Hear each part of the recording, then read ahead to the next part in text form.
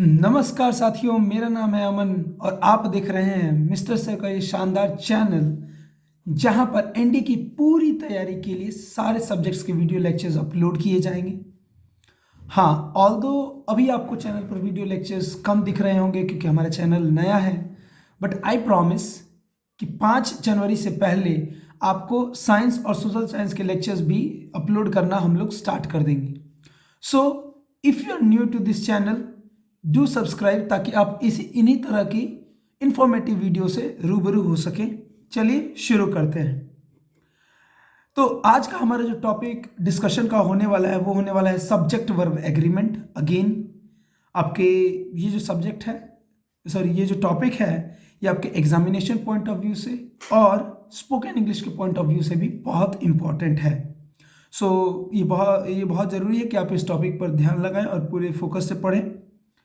इस टॉपिक को हम 3 सब टॉपिक्स में डील करेंगे।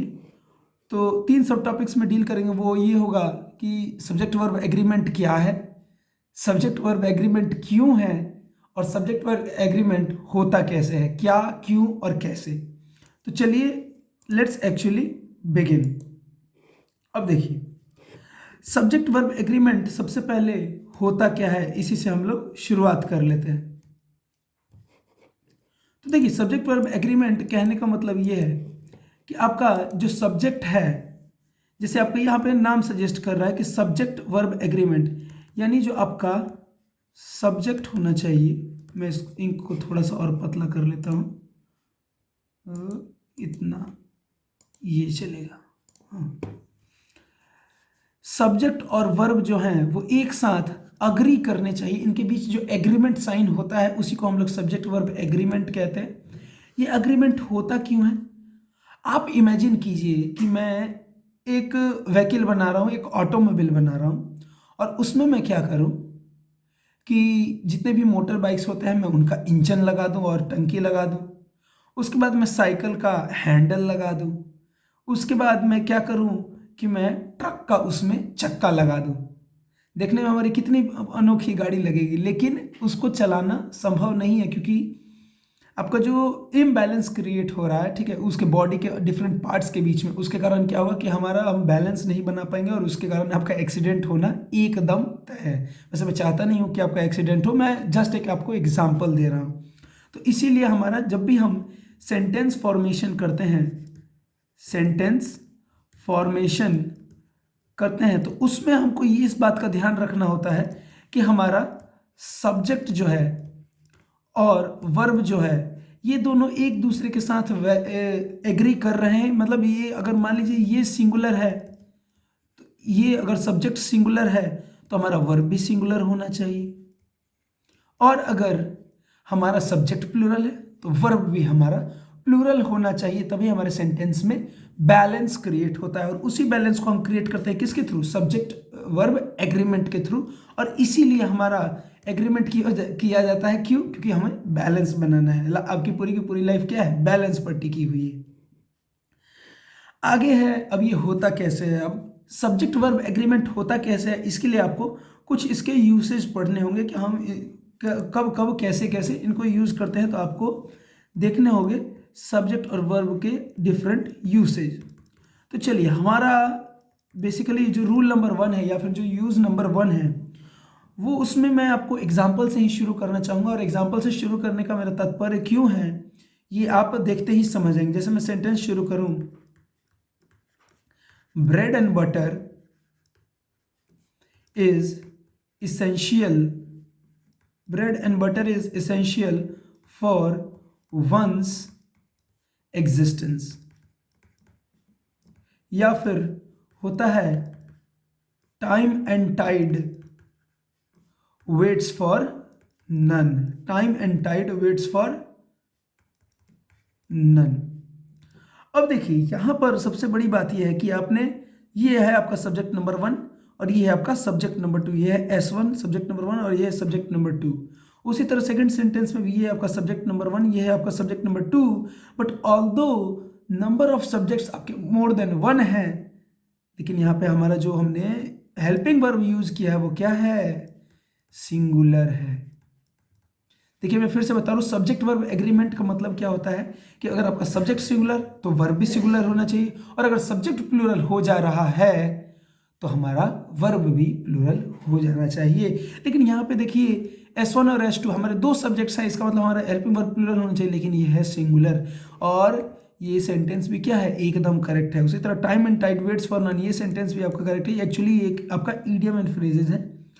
तो होता क्या है ये देखिए कि when two subjects are used to express one idea, when two subjects, two या फिर more subjects भी हो सकते हैं, are used and they express one idea, one idea कैसे, जैसे होता है कि one emphasis कर रहा है, emphasis कहने का मतलब ये हो सकता है कि एक आप कह सकते हैं कि एक दूसरे को कंप्लीमेंट करते हैं, emphasis करते हैं, या फिर क्लैरिफिकेशन देते हैं for the other, clarification for the other, ये जो वन आइडिया कन्वे होता है उसी कारण क्या होता है, जैसे ब्रेड एंड बटर, यहाँ पे ब्रेड एंड बटर कहने का मतलब ये है कि आप सिंपली होता है ना कि खाने की बात कर रहे हैं, कि खाना जो होता है, भोजन जो होता है वो मनुष्य के एग्जिस्टेंस, तो इसका आप ब्रेड एंड बटर का इस शब्द का आप सिंपली हिंदी क्या होना चाहिए, भोजन होना चाहिए, खाना होना चाहिए, कि भोजन जो है वो सभी के एग्जिस्टेंस के लिए क्या है, वेरी वेरी इसेंशियल है, इंपॉर्टेंट है।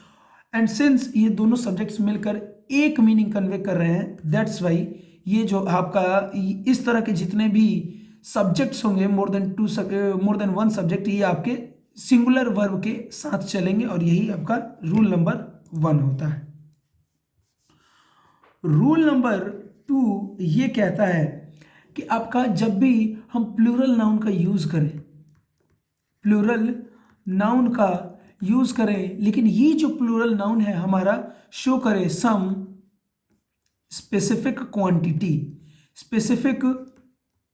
क्वांटिटी या फिर स्पेसिफिक डिस्टेंस या फिर स्पेसिफिक टाइम, तब हमारा इसके साथ जो वर्ब होगा, verb used will be singular. मैं कहना क्या चाहता हूं आपको, एग्जाम्पल के थ्रू मैं आपको समझाता हूं कि जैसे देखिए 10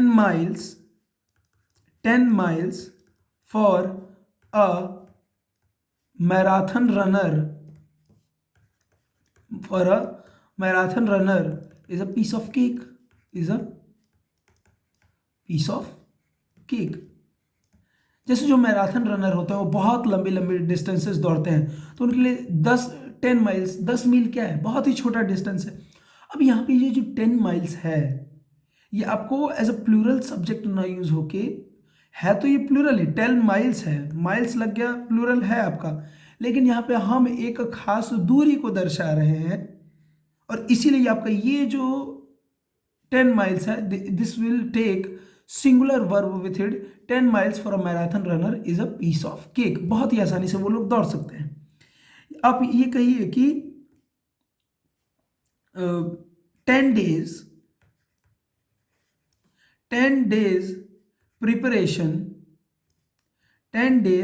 प्रिपरेशन फॉर दिस एग्जामिनेशन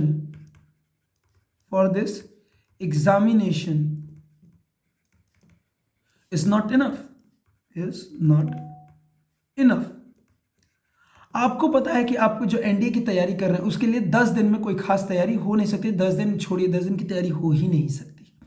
तो वो जो ये जो 10 दिन है, 10 डेज है, ये है तो आपका प्लूरल, बट यहाँ पर आपको एक स्पेसिफिक अमाउंट ऑफ टाइम दिखा रहा है, और इसीलिए हम इसको as a singular subject treat करेंगे, और इसीलिए इसके साथ हमारा सिंगुलर वर्ब भी लगेगा। देखिए ये हमारा कोई भी एक्सेप्शन नहीं, ये हमारा एक्सेप्शन नहीं है, हम बेसिकली इनको जिस सेंस में यूज कर रहे हैं उसी तरह हम इनको ट्रीट कर रहे हैं। जैसे 10 डेज को हम सिंगुलर सेंस में यूज कर रहे हैं, एक स्पेसिफिक अमाउंट ऑफ टाइम है, और इसीलिए हमने यहाँ पे इसके साथ सिंगुलर वर्ब का भी यूज किया है। आप नहीं कह सकते कि सर हमको बस यहाँ पे एस दिख रहा है, प्लूरल दिख रहा है, तो हमको प्लूरल ही यूज करना है। नहीं, आप ये कहिए कि आप उसके वर्ड पे ना जाके वो किस सेंस में यूज हो रहा है आप उस पे जाएंगे, और अगर सिंगुलर सेंस में यूज हो रहा है तो that will be used as singular verb, मतलब वो अपने साथ सिंगुलर वर्ब लेगा, और अगर वो प्लूरल सेंस में यूज हो रहा है तो वो अपने साथ प्लूरल वर्ब लेगा। इसके बाद हाँ,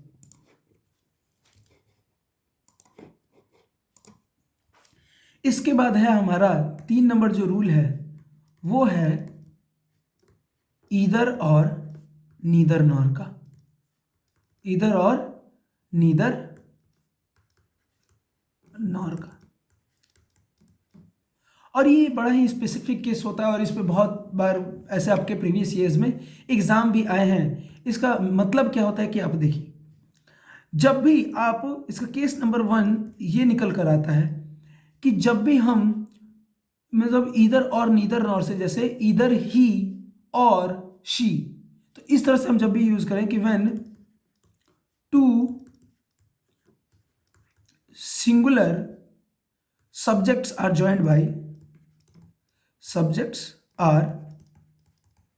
joined by either or neither nor, either or neither nor, then आपका जो वर्ब यूज्ड होगा, verb to be used is singular. आपका ईदर और नीदर नॉर, देखिए ईदर और नीदर नॉर हमने जो यूज किया है इसको आप ऐसे देखिए, जैसे मैं आपको एक एग्जांपल दूं कि ईदर ही और she can do this task. यानी ये जो हमने 2 अलग अलग सब्जेक्ट्स चूज किए हैं, दोनों में से अगर आप किसी को भी लीजिए, कैन डू दिस टास्क, आप इसको कैन मत लगाइए, हम इसको मतलब एक और क्लैरिफाई करने के लिए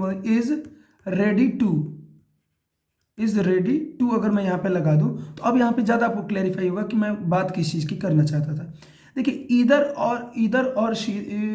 और जो है, इससे अगर हम 2 अलग अलग सब्जेक्ट्स को कनेक्ट करते हैं and if they both are singular, तो आपका जो वर्ब भी यूज होगा उसके साथ वो क्या होगा, सिंगुलर यूज होगा। क्यों?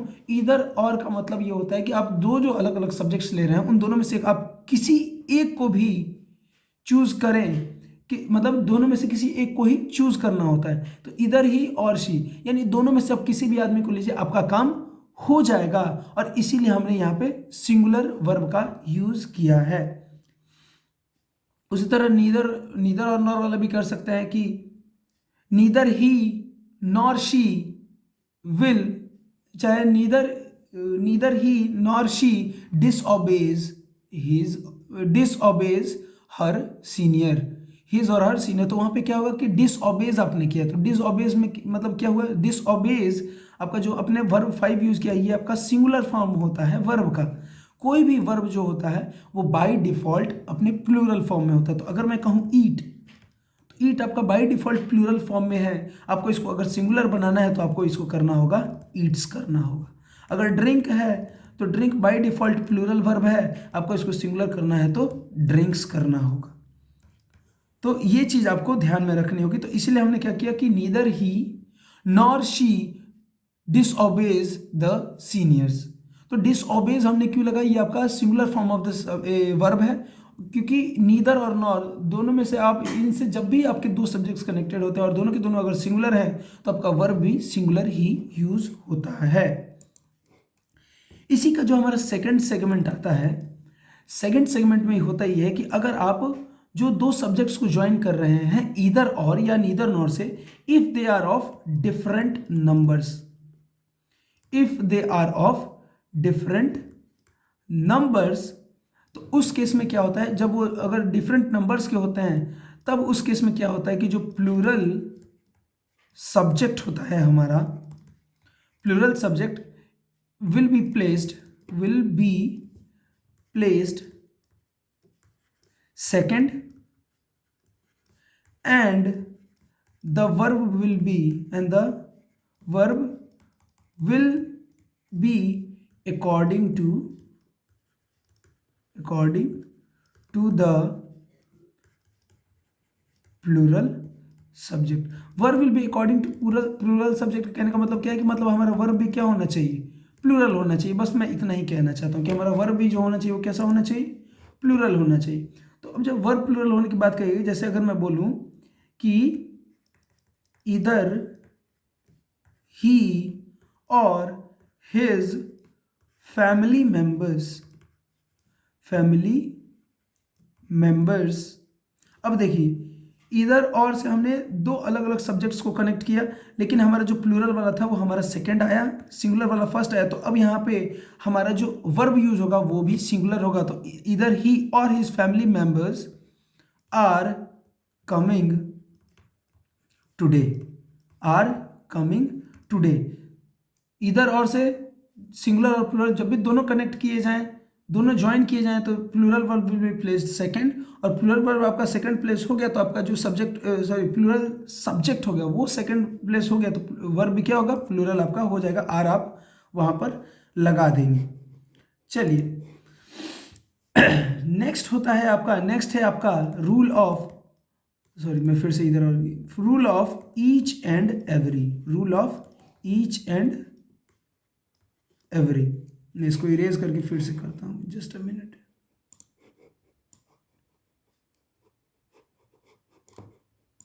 हाँ, rule of each and every. अब ईच एंड एवरी का रूल क्या कहता है? ईच एंड एवरी का रूल ये हमसे कहता है कि when ever any subject is qualified by each and every, when ever any subject is qualified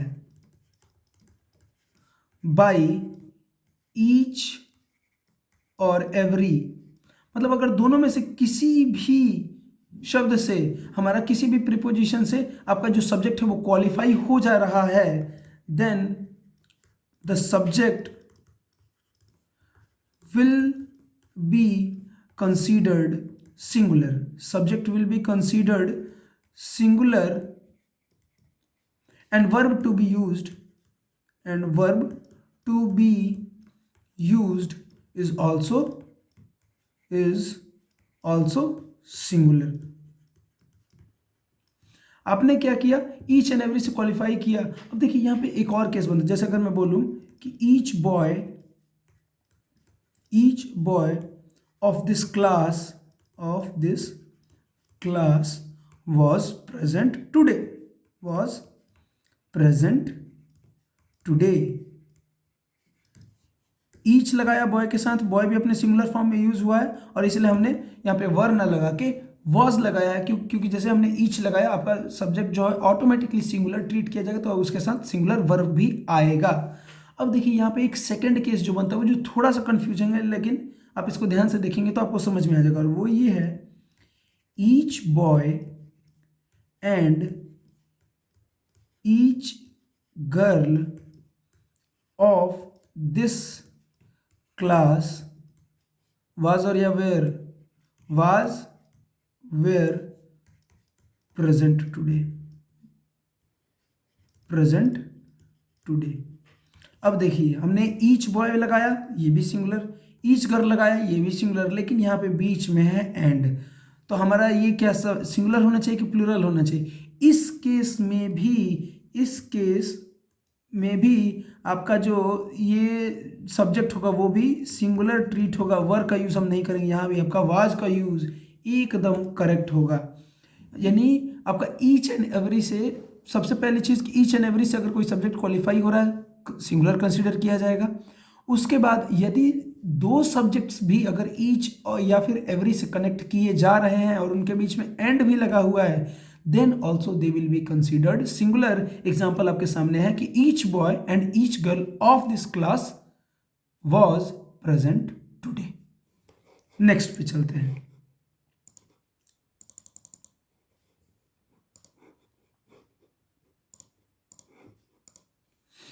चलिए इसके बाद है हमारा मैनी और अ ग्रेट मैनी का case, a great many and many a का केस। इसमें देखिए क्या है, जब भी हम अ ग्रेट मैनी से अपने सब्जेक्ट को स्टार्ट करते हैं, जैसे अ ग्रेट मैनी, अगर मैं ये बोलना चाहता हूं कि जैसे एक मेला में मैं घूमने गया था और मैंने देखा कि बहुत सारे लोग वहां पे प्रेजेंट थे, तो मैं ये कहना चाहता हूं कि a great many people were present in the mela. In the mela कहिए, इन द फेयर कहिए, मेला भी अब एक्सेप्टेड है आपका इंग्लिश में, तो उससे कोई दिक्कत नहीं है। तो देखिए अ ग्रेट मैनी आपका जब भी लगता है, अ ग्रेट मैनी, ई अगर पहले लग गया उसके बाद ग्रेट मैनी आ रहा है, तो इसके साथ आप जो नाउन यूज करेंगे, नाउन यूज करेंगे, ये भी आपका प्लूरल होगा। और नाउन अगर प्लूरल हो गया यानी आपका पूरा का पूरा सब्जेक्ट क्या है, पूरा का पूरा सब्जेक्ट भी आपका प्लूरल है। और अगर सब्जेक्ट प्लूरल हो गया तो आपका वर्ब भी क्या होना चाहिए, प्लूरल होना चाहिए। लेकिन मैनी अ का केस इसका उल्टा है, मैनी अ का केस इसका उल्टा है। और मैं केस उल्टा क्यों बोलना चाह रहा हूँ, क्योंकि अगर मैं यहाँ पे बोलूँ कि मैनी अ, तब मैं यहाँ पे पीपल नहीं कहूँगा, तब मैं यहाँ पे कहूँगा पर्सन, सिंगुलर यूज करूँगा कि many a person was present today, present today in the mela. कहना तो मैं यहाँ भी यही चाहता हूँ कि बहुत सारे लोग उपस्थित थे मेले में, बहुत सारे लोग आए थे, लेकिन मैंने अ ग्रेट मैनी लगाया तो हमें इसके साथ जो नाउन यूज होगा वो प्लूरल हो जाएगा और वर्ब भी प्लूरल। और अगर मैंने मैनी अ लगाया, देखिए इसमें ए पहले आ रहा है, इसमें ए बाद में आ रहा है। याद करने का तरीका ये है, अगर ए पहले आया और बाद में ग्रेट मैनी आया, पूरा का पूरा नाउन आपका सब्जेक्ट आपका प्लूरल हो जाएगा। लेकिन अगर मैनी पहले आ गया बाद में ए आया तो आपका सब्जेक्ट क्या हो जाएगा, सिंगुलर हो जाएगा। तो इसके साथ जो नाउन लगेगा वो भी सिंगुलर होगा और इसके साथ जो वर्ब लगेगा वो भी सिंगुलर होगा। तो many a person was present today in the mela. या फिर आप कहें कि many a student, many a student has passed his examination, his examination। Many है लेकिन बाद में ए है, पहले ए बाद में great many, noun plural verb plural. लेकिन अगर मैनी पहले आ गया ए बाद में आया तो नाउन भी सिंगुलर और उसके साथ जो वर्ब यूज होगा वो भी आपका क्या हो जाएगा, सिंगुलर हो जाएगा। इसके बाद देखिए कभी हमारा कहीं कहीं होता है कि हम दो या दो से ज़्यादा सब्जेक्ट्स को कनेक्ट करते हैं। जैसे अगर हम कनेक्ट करते हैं हम सब्जेक्ट्स को कनेक्ट करते हैं एंड नॉट, जैसे if two subjects are connected by not only but also, not only but also, then the verb to be used is according to the second subject, is according to the second subject।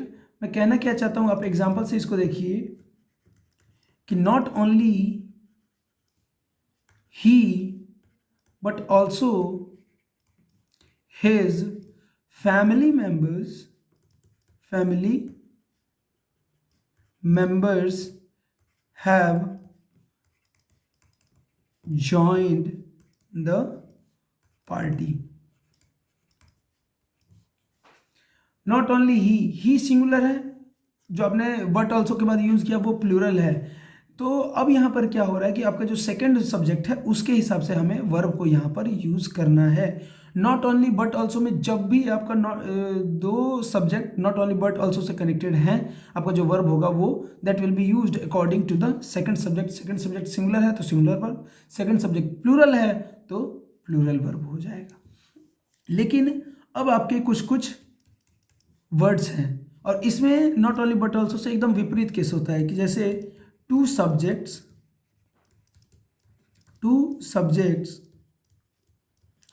Connected by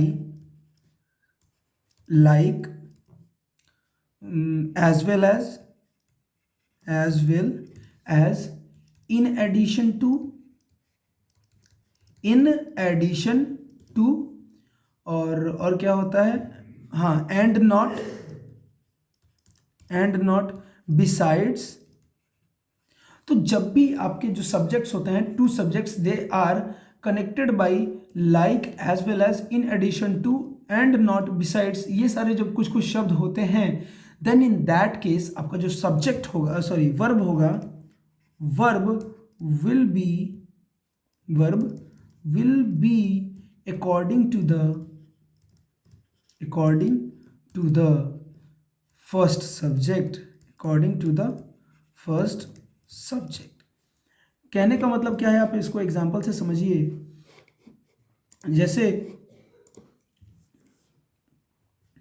he and not his family members, he and not his family members, अब यहाँ पे was were present in the party। यहाँ पे देखिए he and not his family members, यानी वो तो उपस्थित था लेकिन उसके फैमिली मेंबर्स उपस्थित नहीं थे, तो जो उपस्थित था उसी के लिए आपको वर्ब भी यूज कर लेना है। तो यहाँ पे जो फर्स्ट सब्जेक्ट है उसी के हिसाब से हमारा वाज सही हो जाएगा, वर्ब गलत हो जाएगा। जैसे Sita like her sisters is very honest. Sita like her sisters is very honest, यानी उसकी बहनें जो हैं वो तो ईमानदार हैं ही, लेकिन सीता भी ऑनेस्ट है। तो यहाँ पे हमने लाइक है, नॉट लाइक है, and not as well as, तो इस तरह के आपके जब भी मतलब आप कह सकते हैं कि वर्ड्स आए और इनसे हम दो सब्जेक्ट्स को कनेक्ट कर रहे हैं, then verb will always be according to the first subject. अब इसके बाद एक बहुत ही आप कह सकते हैं कि मतलब इस चैप्टर का जो स्टार रूल है वो अब आता है आपका, और वो रूल ये कहता है कि आपका whenever two subjects are two, अब टू इसको ये मत कहिए, in a compound sentence, in a compound sentence verb used as auxiliary verb and main verb will be used separately if they are in different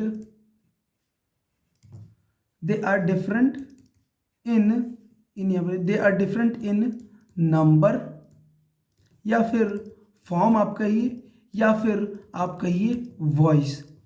कि जब भी एक compound sentence, अब कंपाउंड सेंटेंस क्या होता है कि ऐसे सेंटेंस जिसमें आप मान लीजिए कि जो कंजक्शन का यूज करके टू और मोर इंडिपेंडेंट सेंटेंसेस को एक साथ जोड़ कर रखते हैं, वो आपके कंपाउंड सेंटेंस होते हैं। तो कंपाउंड सेंटेंसेस में जो आपका वर्ब यूज हो रहा है ऑक्सिलरी वर्ब और मेन वर्ब के रूप में, अगर वो डिफरेंट वॉइसेस के हैं या फिर डिफरेंट नंबर के हैं, देन इन दैट केस आपको ऑक्सिलरी वर्ब और मेन वर्ब है कंपाउंड सेंटेंस में, कंपाउंड सेंटेंस के जो दो भाग होंगे वो उनको हमेशा अलग अलग डिपिक्ट करना होगा, शो करना होगा। कहने का मतलब ये है कि जैसे अगर मैं सेंटेंस लिखूं कि he has not and will not marry in near future। he has not and will not marry in the near future। तो अब मैंने क्या बताया था कि अगर वो अपने सेम फॉर्म में नहीं है तो वो जो होगा सेपरेटली ऑक्सिलरी वर्ब और मेन वर्ब यूज होंगे। तो यहाँ पे देखिए has not, will not different tenses में है, डिफरेंट फॉर्म के हैं, तो यहाँ पे जो मेन वर्ब भी होना चाहिए वो दो अलग अलग रूप में सेपरेटली यूज होना चाहिए। तो ये आपका जो सेंटेंस है वो गलत है। करेक्ट सेंटेंस इससे जो बनना चाहिए था वो ये होता कि he has not married,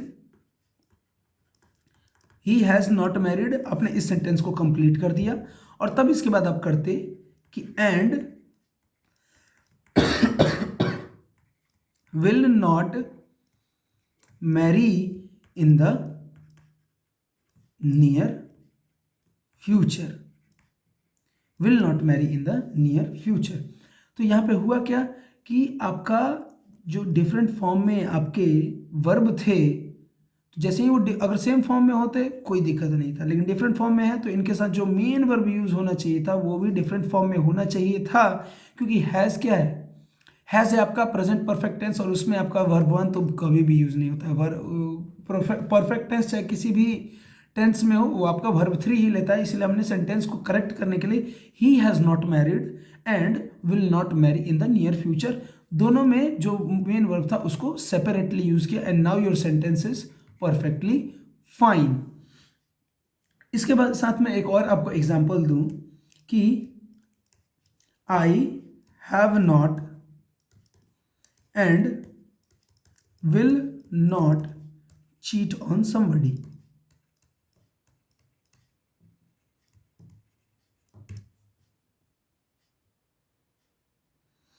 हाँ, कहने का मतलब यह कि मान लीजिए आपने आज तक किसी को धोखा नहीं दिया है और आप आगे भी किसी को धोखा नहीं देंगे, लेकिन हैव नॉट फिर से परफेक्ट टेंस और ये विल नॉट फ्यूचर टेंस है, तो आप यहाँ पे क्या करेंगे कि I have not cheated and will not cheat on somebody. तो इस तरह से आपका क्या हो जाएगा, सेंटेंस आपका कंप्लीट हो जाएगा। आपका जो आज का फाइनल रूल है वो है आपका शैल और विल का use of shall and will. मुझे पता है कि मोस्ट ऑफ द लोगों को आप में से ये शैल और विल का यूज पता होगा, लेकिन फिर भी एक हम लोग क्विक रिवीजन कर लेते हैं। शैल का यूज किसके साथ करते हैं, हमेशा फर्स्ट पर्सन के साथ करते हैं, और विल का यूज किसके साथ करते हैं, second person and third person. First person में कौन कौन आता है, आई और वी, सेकंड पर्सन यू, और third person he she it या फिर कोई भी नाम। तो आपका फ्यूचर टेंस में, सिंपल फ्यूचर टेंस में हम जब भी कोई सेंटेंस बनाते हैं तो वहाँ पे हमारा फर्स्ट पर्सन का जब भी हम यूज़ करते हैं तो उसके साथ हमारा शैल आता है, और सेकंड या थर्ड पर्सन से हम कोई सब्जेक्ट उठाते हैं तो उसके लिए हमारा विल का यूज़ होता है। जैसे I shall finish my task, I shall finish my task by afternoon, मतलब मैं दोपहर तक अपना काम पूरा कर लूंगा। तो यहाँ पे आई जो है फर्स्ट पर्सन से, इसलिए यहाँ पे शैल लगा, लेकिन अगर मैं इसी की जगह पे अगर ही लगा देता तो मैं शैल ना यूज करके क्या करता, will, he will finish not my his task by afternoon. इस तरह से हमारा सेंटेंस हो जाता। लेकिन इसके कुछ स्पेशल केसेस होते हैं। स्पेशल केसेस कहने का मतलब ये है कि अगर आपको सेंटेंस से ये समझ में आए कि सेंटेंस में आपको कमांड दिया जा रहा है, या फिर आपको प्रॉमिस किया जा रहा है, किसी तरह के डिटर्मिनेशन का बोध हो रहा है, डिटर्मिनेशन या फिर विलिंगनेस, तो इस केस में क्या होता है कि आपके जो पासे होते हैं वो पलट जाते हैं। पासे पलट, आपको वो अक्षय कुमार का मीम याद होगा जिसमें उसने इस तरह से क्रॉस फिंगर करके, मतलब वो होता है ना, कंडीशन एकदम उल्टा हो गया, वो दिखाया है। तो यहाँ पर भी हू बहू वही चीज़ होता है। होता क्या है कि अब जब भी आपके फ्यूचर सेंटेंसेस में इन सब का बोध हो, कमांड मतलब ऑर्डर दे रहा है, प्रॉमिस, डिटर्मिनेशन और विलिंगनेस। विलिंगनेस क्या होता है, आप मतलब स्वेच्छा से कुछ काम करना चाहते हैं तो उसको विलिंगनेस कहते हैं। तो इसमें क्या होता है, आपका जो विल यूज होता है वो आपका यूज हो जाता है फर्स्ट पर्सन के साथ, और शैल जो होता है वो यूज हो जाता है सेकंड एंड थर्ड पर्सन के साथ।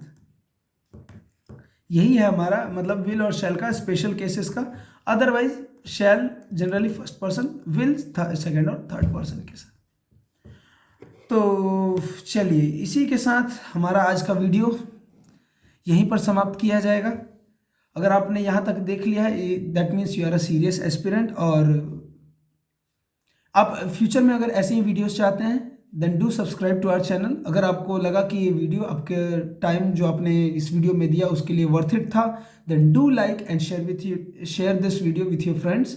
मिलते हैं अगले वीडियो में, तब तक के लिए जय हिंद।